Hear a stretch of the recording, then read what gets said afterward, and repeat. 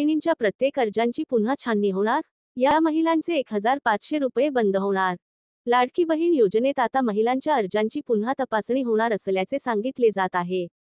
दरम्यान, आता ज्या महिलांच्या अर्जांची तपासणी होणे बाकी आहे त्यांचीच तपासणी होणार आहे. या महिलांचे अर्ज होणार बाद. आतापर्यंत लाखो महिलांचे अर्ज बाद करण्यात आले आहेत. यामध्ये ज्या महिलांकडे चारचाकी वाहन आहे त्यांचे अर्ज बाद केले आहेत.